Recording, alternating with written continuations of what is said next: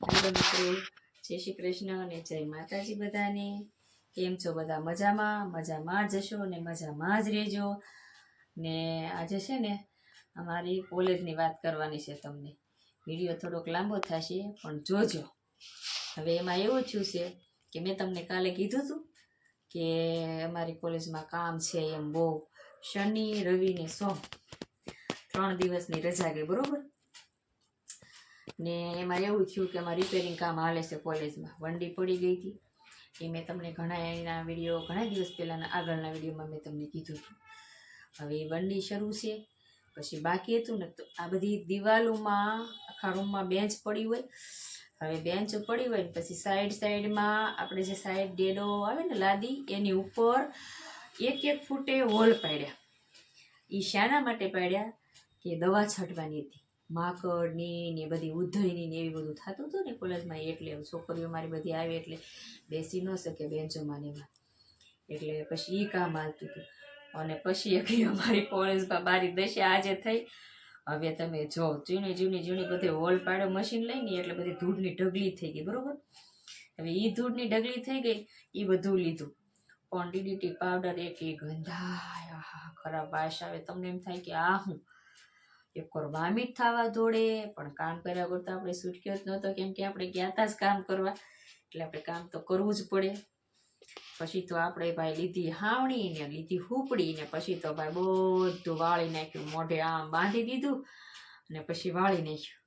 હવે પછી પોતું માર્યું, પણ પોતું ધોવા ગયા ને અમે એટલે તમને એમ થાય કે એવી સ્મેલ આવે આમ ખરાબ કે કોઈ સીમા નહીં. નીચે મારી યારે જે બેન છે ને એને તો આમ તમારા ચક્કર ખાઈ ગયા એવું થઈ ગયું. પણ જો હવે અમારે કામ કરવા જ આવી છે એટલે કામ તો અમારે કરવાનું જ છે, કેમ કે આપણે કામ કરવાનો પગાર લેવી છે, એટલે કામ કર્યા વગર તો છૂટક્યો જ નથી, બરોબર. એટલે આવું બધું છે ને હું તમને છે ને નાના બ્લોગમાં હું તમને બતાવીશ કે મેં કેવું મારી દિવાલોમાં કર્યું હતું ને કેવું નહીં. હું તમને ત્યાં કાલે બતાવીશ, કેમ કે એ હું બીજો બ્લોગ બનાવું ને ત્યારે તમે જોજો નાના બ્લોગમાં, તો તમને ખબર પડે. તો જો મિત્રો છે ને કામ ઉપરથી આવીને પછી બજારમાં ગઈ. બજારમાં વસ્તુ થોડી ખાલી થઈ ગઈ હતી. હજી મારો પગાર નથી કર્યો, પણ મારો દીકરો મોટો કામે જાય છે ને એને લાવીને મને દીધા હતા પૈસા.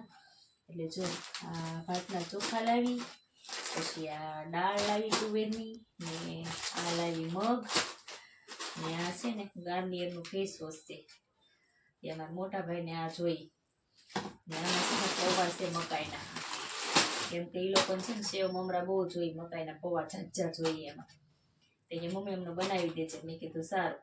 તે સિંગદાણા તો જો પડ્યા છે મારા ઘરે, સેવય પડી છે ને આ મકાઈના પૌવા લાવીને મમરાનું પેકેટ અહીંયાથી લઈ આવશું, કેમ કે મારી થેલીમાં મેં બજારમાંથી લાવું ને તો બધું ઓલું થઈ જાય, હમાય નહીં. અને આ છે ને 2 હેન્ડવોશ છે ને આ પાવડર કપડાં ધોવાનું એ લાવી, ને પછી છે ને જો આ લિક્વિડ લાવી વાસણ ઘસવાનું.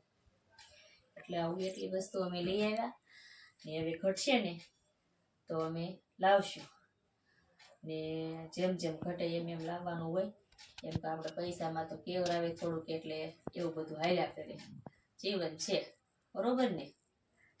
તો હવે છે ને મિત્રો આપણે આ બધું મૂકી દઈએ, પોતપોતાની જગ્યાએ બધી વસ્તુ ગોઠવી દઈએ, ને પછી આપણે લેવાની છે હાથમાં રસોઈ. હવે રસોઈમાં શું બનાવવાનું એ વિચાર કરું છું. જોકે અમારા જીતેશ કુમારે લીધા છે ફાફડા મોટા, એ હું તમને હમણાં આગળ વિડીયોમાં બતાવું છું. એ મને કહે છે કે આ મેં લીધા છે ને તો મને ભરીને કરી દે. મેં કીધું સારું, પણ એની રેસીપી હું તમને આજે નહીં બતાવી શકું, કારણ કે મારે મોડું થઈ ગયું છે. તમારે જો જોયું હોય એની રેસીપી તો તમે કમેન્ટમાં મને કહેજો, એટલે હું તમને આખી રેસીપી બતાવીશ, બરોબર. પણ હવે મારે જવું છે રસોઈ કરવા, તો હું તમને બતાવું કે મારે શું બનાવવાનું છે એ, બરોબર. ચાલો આગળ. તો જો મિત્રો આનું શાક બનાવવાનું છે મારે, આ ફાફડાનું. હવે આપણે આ લેવાના છે હાથમાં. તો હવે હાલો મિત્રો જઈએ છીએ આપણે પાક્કા રસોઈ કરવા, બરોબર છે. ફટોફટ રસોઈ કરી નાખીએ, કેમ કે 7:30 થઈ ગયા. જોકે અમારા ઘરે મોડું જમે છે બધાય, એટલે મારે હાલે, બાકી ન હાલે, વહેલા જમતા હોય ને તો. એટલે હવે રસોઈ લઈ લેવી ને આજનો બ્લોગ આપણે અહીંયા પૂરો કરીએ. તો જય માતાજી ને જય શ્રી કૃષ્ણ બધાને. ને તમે છે ને મારા વિડીયોને લાઇક શેર સબસ્ક્રાઈબર કરતા રહેજો. તો તમારો ખૂબ ખૂબ આભાર. કેમ કે મારે વોચ ટાઈમ ઘટે છે ને મારો વોચ ટાઈમ પૂરો થઈ જાય ને સમય મારે ઘણો થઈ ગયો ચેનલ બનાવી. એટલે જય માતાજી ને જય શ્રી કૃષ્ણ બધાને. આવજો, બાય બાય, ટાટા.